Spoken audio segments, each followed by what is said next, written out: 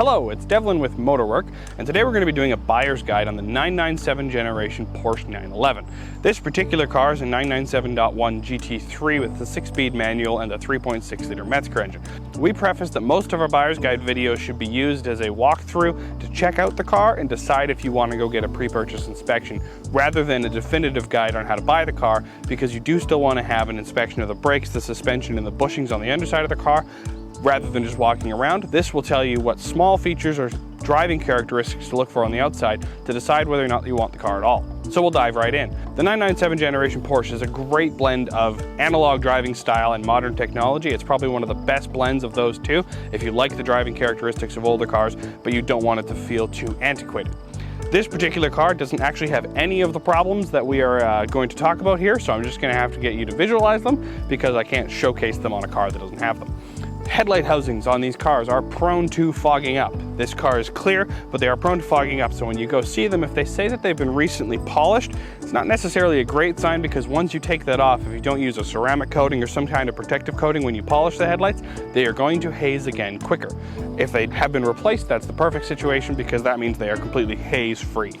The front lip on this car, I mean, this is a low car. If someone drives it without the knowledge of what height car they're driving, you're going to notice all kinds of scratches on the bottom. So that's just something to be mindful of. They do sometimes have a front nose lift system. If people don't remember to use it or the car doesn't have it, the front lip can be bad. Moving to the back of the car. This rear wheel arch, hopefully they put a paint protection film on it, because what happens is the front wheels kick rocks backwards and they catch rocks. So the paint there can be totally chipped and it can be damaged. So you want to make sure, like, this car has a paint protection film, so it's never actually had any chips there. Other cars might not. So that is a common weak point for paint, as well as the mirrors. This one is a paint protection film, and the front, this one has a paint protection film. Basically, make sure the car has a paint protection film or discount it due to the rock chips it will quite likely have. Of course, this is something you want to check for all cars, but these cars, make sure that the date on the tires is all within the same range, because sometimes they replace the rears and not the fronts and not the rears. If your front tires are exceptionally older than your rear tires, kind of a problem. You want to make sure they're all fairly well aged in the same group, they're all the same brand, they have similar wearing. You want to make sure the tires aren't curb rashed, because they are expensive to repair should they need to be, or replaced. It's wider in the rear, so you do sometimes find that the rear wheels are curb rashed more, so double check when you walk around the car that you want to look for curb wheel or wheel rash. The front of these cars houses a lot of parts. The engine is in the rear, but the rad is up front, so you have an exceptional amount of coolant moving through the entirety of the car, as well as your air conditioning compressor is up here. These 997 generation cars of any model are prone to having their air conditioner fail, because it's the front of the car the most likely to get hit by any rocks, dust, salt, dirt, anything that would hit the front of the car. You want to confirm the air conditioning works, and you also want to get under the front of the car and make sure that you can see that there's no damage to it and the fins aren't bent.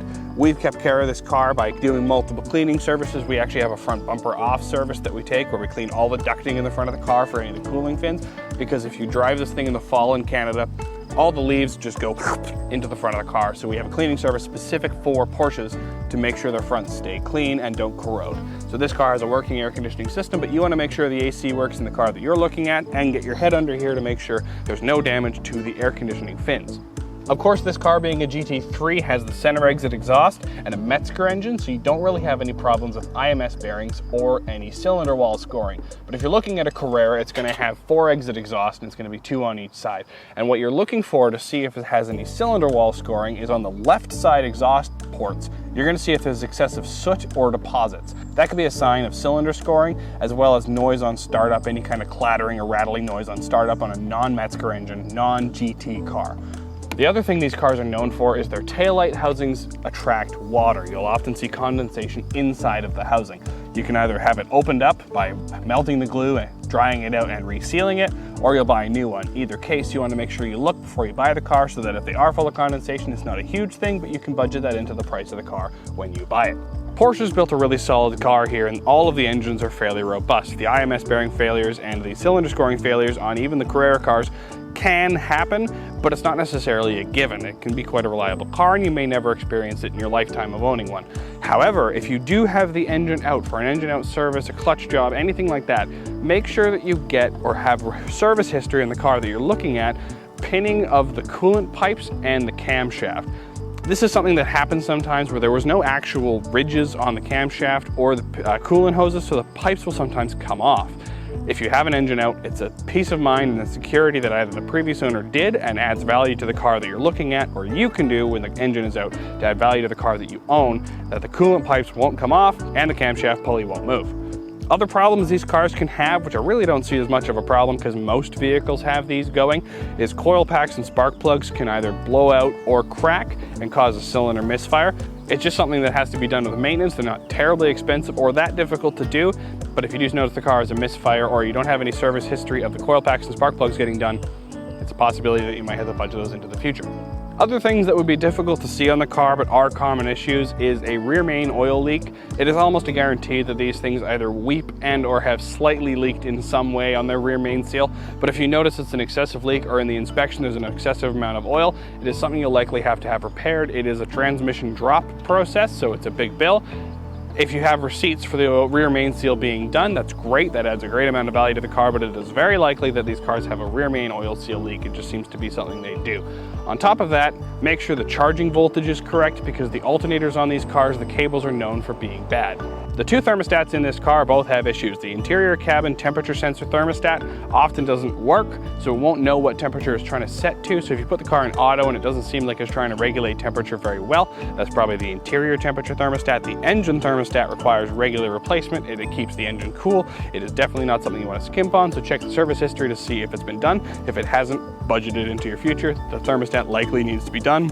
Of course, for a lot of the smaller things in the engine bay, like coolant leaks and oil leaks, as well as cracked coil packs, those are going to be harder to see when you're just looking at the car. So what we'll do is we'll jump in the car and go for a drive and tell you some things to listen for and look out for when driving it to see if it's even worth starting your time moving into the pre-purchase inspection. So you've just gotten into the car, this might be the first 911 you've sat in, you're saved up for it, you're really excited, or it's the 15th one you bought. Whatever the case may be, you want to take a second and carefully listen to the car on startup. Put your foot on the clutch and you're going to listen for any metallic noises, any rattling, anything that doesn't just sound like a car turning on from the engine. That's the signs of IMS bearing failure or cylinder scoring. This car doesn't have it because it's a Metzger engine, and also this car is just in nice shape, but it's what you're listening for.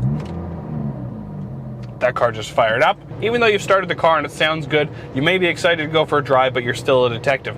Look around at the condition of the car, the quality of the interior. What you want to check for is the buttons. Unfortunately, a lot of Porsches and Volkswagens, German cars of this era, have a problem where the button plastics, the paint on top of the white plastic button starts coming off, and all of a sudden it looks kind of cheap and feels sticky almost. This car has all of the buttons in perfect shape. I think this unit might have been replaced. I'll see if I can find a picture and overlay it because I don't actually have an example. You want to check to make sure there's no engine lights. You want to make sure that the oil pressure is good. You want to make sure that the coolant temperature gets up to temperature. You've got lots of dials in these cars. They do tell you all the information, so you want to read it to make sure that you're on top of it. Sunroof, test the functionality. This is just normal car things.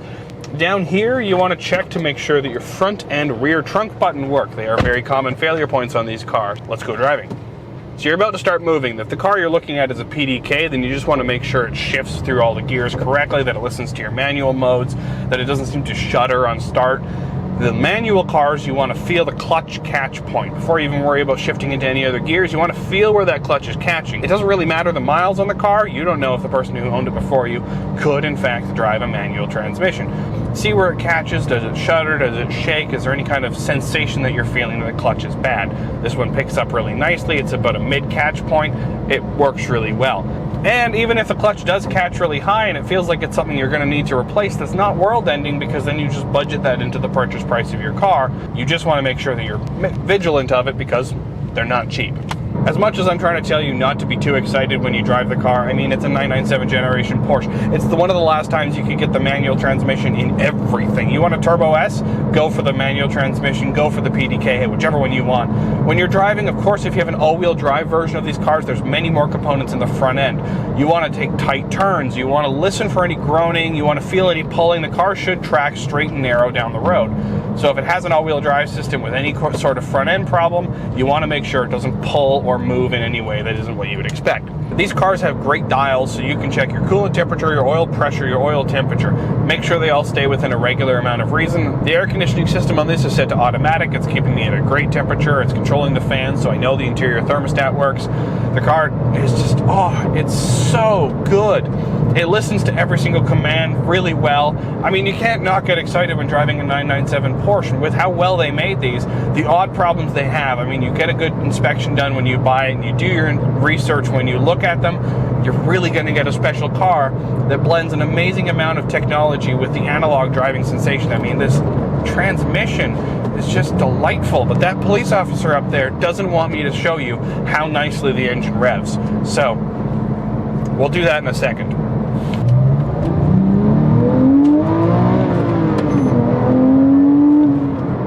The engine revs really nicely. It's got a great sound. Top of the rev range is really good. It makes an awesome sound inside the cabin. It's a really great driving car. It shifts well. It tracks down the road completely fine. There's no pulling either direction.